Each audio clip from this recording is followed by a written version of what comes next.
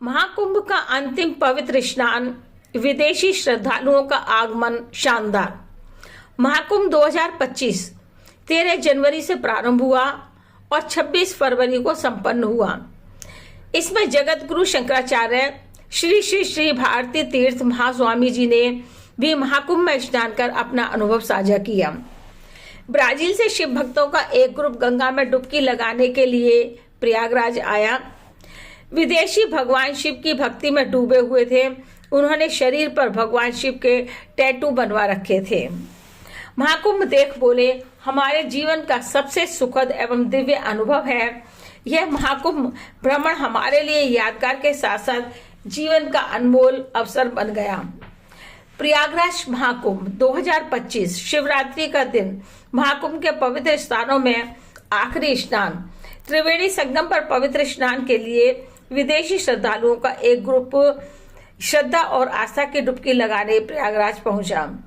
महाकुंभ के अंतिम पवित्र स्नान के लिए विदेशी बड़े आतुर एवं उत्सुक दिखाई पड़ रहे थे। जिस शानदार और भव्यता के साथ महाकुंभ का आगाज हुआ, उसी अंदाज, भव्यता और अलौकिकता के साथ समापन भी हुआ। केवल भारतीय ही महाकुंभ में डुबकी लगाने के लिए बेचैन नहीं थे, बल्कि विदेशियों के अंदर भी वही उत्सुकता नजर आ रही थी।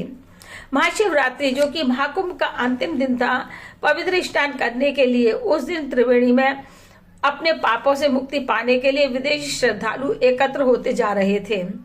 महाशिवरात्रि के दिन संगम में स्नान करने के लिए दो दर्जन से भी ज्यादा ब्राजील युवक युवतियों का एक जत्था कुंभ में पहुंचा। इन युवाओं का ग्रुप लीडर हेनरिक का कहना है कि जितने भी युवा यहाँ पर स्नान करने के लिए आए हैं, ये सभी भगवान शिव के उपासक हैं।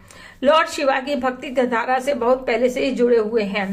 वही आस्था और श्रद्धा इनको यहाँ शिवरात्रि पर खींचकर लाई है।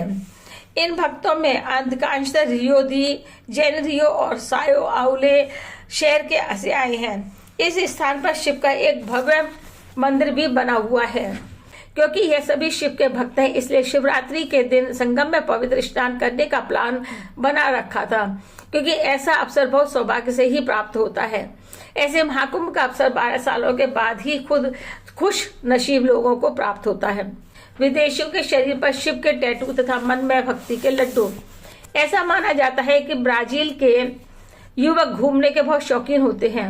ऊपर से भारत और एको ब्राजील परंपराओं में कुछ समानताएं भी पाई जाती हैं, जो उनको महाकुंभ में लाने में सफल रही। ब्राजील से आए ग्रुप के एक सदस्य पाओ फिलिपे ने कहा, ग्रुप में अधिकांश युवक भगवान शिव के भक्त हैं।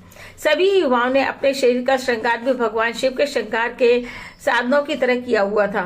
जैसे भगवान शिव के अलग अलग रूपों के टैटू अपने शरीर पर बनवा रखे थे।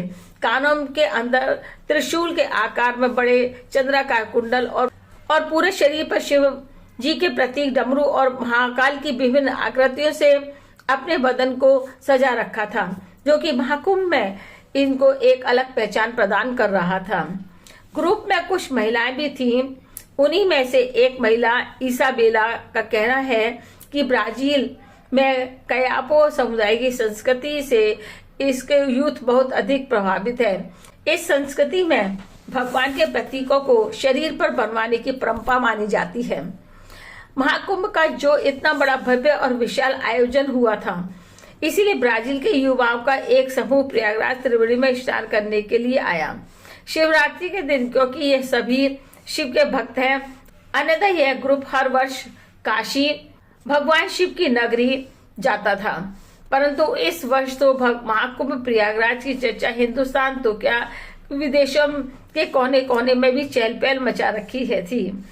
इसीलिए ही यह ग्रुप प्रयागराज आने से पहले अपने आप को रोक नहीं पाया।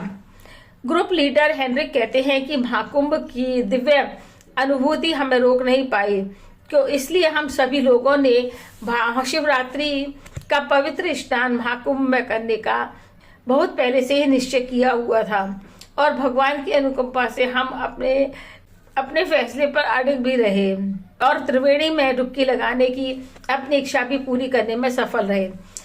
दिव्य एवं भव्य महाकुंभ का आकर्षण भी इन विदेशियों को यहाँ खींच रहा था, क्योंकि वहाँ का माहौल स्वर्ग जैसा भरा हुआ।